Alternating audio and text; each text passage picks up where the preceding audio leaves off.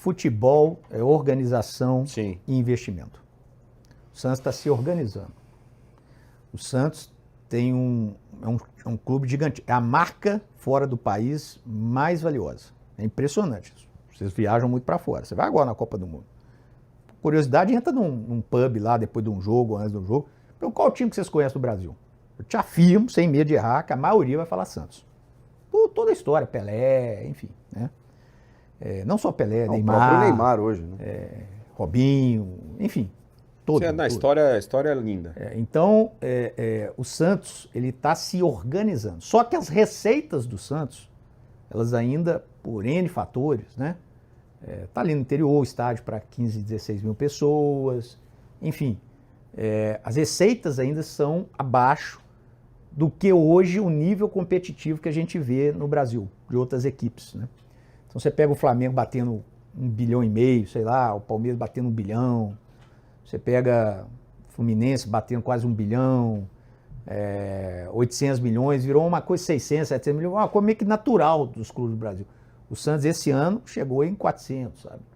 Então assim, eu acho que o Santos em algum momento ele vai ter que pensar um rumo para captar mais investimento. Não sei se SAF, aí eles vão decidir, não sei se alguma coisa na base, alguma coisa para ter mais poder de investimento e aí acelerar talvez um processo que vai ser necessário. O Santos hoje vai necessitar passar por esse processo para começar a ser competitivo no nível de investimento. A organização está sendo feita e ela dói, ela machuca, porque às vezes para se organizar você tem que recolher um pouquinho o investimento. Os exemplos estão aí. Sim. Você pega Flamengo, 12, 13, 14, 15, 16, 17, 18. Foi se organizando, a partir de 19 começou a ganhar muita coisa. Você pega o Palmeiras do Paulo Nobre, 13, 14, quem acompanhou aqui em São Paulo, Paulo Nobre. Sofreu demais. Paulo Nobre era escamado dentro, aliás, era uma coisa de louco, gente. Era muro pichado, era torcida contra, era, sabe? A gente viu de fora. Eu lembro até que ele me contactou um pouquinho antes da eleição, e no dia da eleição estava a torcida organizada lá para a outra chapa, confusão. Sim. Então, assim, para quê? Se foi se organizando. Paulo Nobre injetou um recurso próprio para acelerar o processo. Senão não acelerar o processo. Por isso que 15, 16, começou as coisas a fluir um pouco mais rápido que talvez iriam acontecer. Se o Santos não tiver essa injeção, o processo vai acontecer de organização. Só que sempre tem uma pressão para que o desenvolvimento esportivo seja o mais alto possível. Para ser mais alto possível, você precisa investir. E às vezes você começa a entrar naquela ciranda. Pô, eu vou investir, mas eu não tenho recurso. Então eu vou só organizar, mas aí eu não fico um time competitivo. E aí equilibrar isso. Tinha uma época que o Santos lançavam muitos jogadores bons, né? A gente falava, o raio caiu mais uma vez no Santos, o raio caiu mais uma vez no Santos. O último talvez o Rodrigo, né? E aí a sensação de que de que parou de surgir esse jogador, porque esses jogadores, dentro do que você está falando, agora o Robinho Júnior, né? de orçamento, essa molecada entregava demais esse orçamento, né? E aparentemente isso parou de acontecer e de repente vem essa bola de neve. Eu acho que o mercado mudou, né? E o mercado mudando, aonde está a organização e investimento, foi para a base também. Quando que o Palmeiras teve um pouco de protagonismo em futebol de base, gente? Antes de 2015. Não, só pensar aí. Só agora. Eu estava no Cruzeiro, que é um clube formador, e sempre brigava por título de base, enfim. No América, então nem se fala. O próprio Estevão é de lá, né? No América, campeão brasileiro em 2009 ou 10, agora não me recordo, com o América, sub-20. Na época era um torneio lá no Sul. Sim, lembra? brasileiro sub-20, nessa América época de dezembro, antes da Copinha. 2010 ou 2011, o América foi campeão. O Palmeiras, gente, olhava assim e falava, ei, nunca, porque nunca se organizou para isso. Nunca. Vamos falar português, claro, que Palmeiras nunca se organizou para isso. Flamengo, que sempre lançou muito jogador zico, enfim, né? Mas também não estava organizado. Eles se organizaram em cima e se organizaram embaixo. O que aconteceu? Aonde está saindo a maioria dos craques hoje do futebol brasileiro? Daí. Porque é organização e investimento. Isso é na base também. Sim. O Santos tem Eu ia te perguntar se o Santos está fazendo uma isso. natureza. Claro, se eu tenho uma dificuldade de investimento em cima, ela embaixo mais ainda. Tô falando, né? Se eu tenho que organizar em cima, Robinho foi embaixo isso. mais ainda. Agora, o Santos tem um DNA muito grande formador. E talvez, uma transição mais simples do que outras grandes equipes. Por quê? Porque a torcida aceita mesmo, a torcida quer. Isso é verdade. Então, Concordo. tendo a qualidade, o menino no Santos, ele consegue fazer uma transição melhor, porque a aceitação e o apoio é mais sólido do que outras equipes, né? Mas é difícil promover quando o bicho tá pegando, né? É mais difícil. Quando o time está instável, É mais difícil. porque quando você quando é gênio, joga de qualquer maneira, Sim. certo? O Neymar jogaria Sim. em qualquer, se tivesse instável, Série B, Série A, Série B, não importa, Neymar vai jogar. Mas quando é bom jogador, e tem vários exemplos aí, Rodrigo você citou agora, Sim. é bom jogador, né? Bom, ótimo jogador, Real Madrid e tal, ótimo jogador, mas ele precisa de um pouco de estabilidade lá em cima, senão bate lá, confusão. Quanto jogador? Eu lembro que eu falei com o Gabriel Jesus em 2016, eu fui vender ele pro Manchester City, vendi, e lá em City eu falei com ele, você deu sorte, hein, menino? Falou o quê?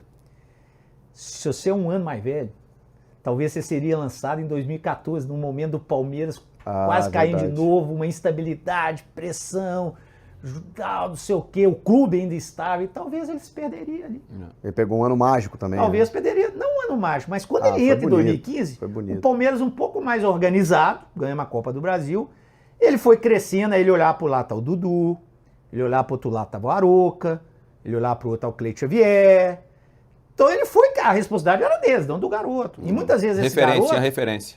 E a torcida respeitando esses caras, porque talvez em 2014 ele teria o Valdívia, mas e os outros? Teria bons jogadores, mas de respeito, sabe? Né? De referência técnica e tudo, talvez não naquele momento. E aí ele foi subindo, foi uma venda naquele ano, uma das coisas que o Paulo Nobre tinha me pedido. Palmeiras, ele tinha 2 anos de mandato, era 2 anos Paulo Nobre, ele me pediu 3 coisas. Palmeiras nunca mais perder um jogador quando entrasse em disputa. Tinha a história do Kardec com o São Paulo, lembra? Lembra Sim. disso? A história do cara jogou banana, não sei o quê, né? Do Aidar lá. Ele pediu, se possível, o sonho da vida dele era ganhar um campeonato brasileiro. Não era Libertadores naquele momento, porque tinha 22 anos que ele ganhava brasileiro. 94. Essa história aí do última bi vez. rebaixado, tinha que acabar com essa merda, desculpa a palavra. E a terceira coisa, começar a vender bem. Ele falava comigo, pô, eu vi o São Paulo vendendo um Nedilson por 30 e quantos milhões de... 32 milhões de dólares. Ah. Eu vi, e aí, aqui na história do Palmeiras, a maior venda, se não me engano, tinha sido o Wagner Lopes por 5, 6 milhões, sabe assim. Então, assim, eu quero vender bem, né? E aí conseguimos fazer tudo, né? Foi uma coisa, assim, de Deus mesmo, né? Eu e outras pessoas, né? O Palmeiras foi campeão brasileiro em 2016. Palmeiras tinha ganhado a Copa do Brasil em 2015, mas o sonho do Paulo era o campeonato brasileiro, foi campeão brasileiro em 2016. Começou a vender bem, vendemos o Gabriel Jesus por 32,750, mais que você. 750, na Mas última hora se consegui fizer 750. o câmbio, eu acho que não bate, sabe? Denilson. E aí vendemos ele. O senhor foi dólar, não foi? O senhor foi dólar, aqui foi eu. E aí vendemos. E isso começou a fazer o mercado externo. Opa, que clube é esse? Porque foi pro Manchester City. Pô, mas que é isso? O que tá acontecendo ali? Né? Isso fez aparecer vários e vir milhões de outros jogadores. E posso te falar que nesses 5 anos de Palmeiras, que eu me recorde, 2 jogadores o Palmeiras não conseguiu. Um, que eu ainda estava na transição do Cruzeiro, porque eu fiquei no Cruzeiro em dezembro, porque o presidente me pediu para me ajudar a vender jogador, vendi o Lucas Silva para o Real Madrid, Goulart para a China, Everton Ribeiro para o Dubai, enfim. E eu falei que em janeiro eu sairia. Nesse inteirinho nós tentamos o Thiago Mendes, que foi para São Paulo, do Goiás, se não me engano. O volante está no Vasco? O que está no Vasco? Isso. Thiago Mendes está no Foi Vasco. do Goiás, eu tentei, liguei, pô, Thiago, confia e tal, pô, mas eu vou para São Paulo, tá bom, foi. Depois a gente deu o troquinho no Dudu, né? E também aquele momento do Pato, o Filipão era treinador, pô, Alexandre, o Pato me ligou, vamos trazer o Pato. Aí eu fui lá conversar com o Pato e ele preferiu voltar para São Paulo. Lembra que ele voltou para São Paulo? E tá tudo bem. Eu não vou repercutir isso que você falou, não. O Pato ligou pro Felipão. Não vou vamos repercutir isso. Isso É legal, né? foi. O Pato ligar pro treinador e falou, dá uma brecha pra nós aí, né? Isso é Assim, legal. foi um momento, e tem liberdade pra isso, Sim. natural, né? Ah, Pô, eu Felipe, ligaria também. se eu tô acho, no- eu acho que ele tava voltando da China, se não me engano. Eu ligaria também. Foi. Né? Eu Pô, eu tô ligaria voltando e tal, e aí o Filipão conversou comigo, pô, vamos fazer isso junto aqui. Conversei com ele também, gostei, mas no final das contas, depois o São Paulo entrou, ele tinha uma relação com o São Paulo, enfim, isso tá tudo bem. Relacionamento com jogadores, você tá falando, eu lembrei, você falou do Pato, eu lembrei, a gente acabou de gravar com um jogador chamado Egídio, e ele falou super bem de você. Egidão, Depois a gente entra também nesse papo desse relacionamento que você construiu com os jogadores. Cara, você construiu um Palmeiras vencedor, construiu um Cruzeiro vencedor e, se Deus quiser, vai construir um Santos vencedor. Então Amém. você está num processo de reconstrução agora nesse, né? Depois de 20 anos de carreira, você está entrando num processo de novo, né? de tentar fazer um time E você vencedor. E você sabe que eu também me reinventando, né? Porque, isso é importante. porque a gente vai aprendendo. Sim.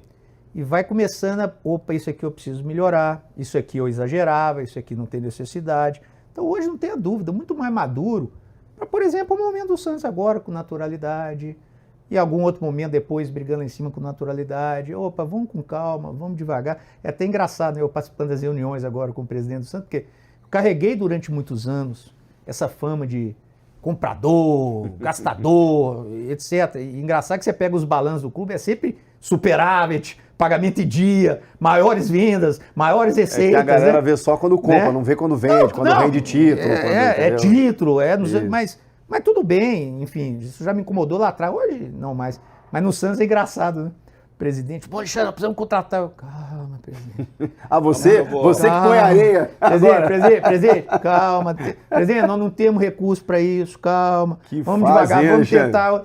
Mas a maturidade momento, leva hein? a gente a... Outro dia ele até brincou comigo. Pô, cadê o Matos? Calma, presidente. Nós temos que entender onde nós estamos, o que é mais importante. Mais importante manter o ambiente bem, saudável. Isso vai fazer a gente ganhar. Não adianta a gente implodir isso aqui de vez, que não vai dar certo. Ô, Chico,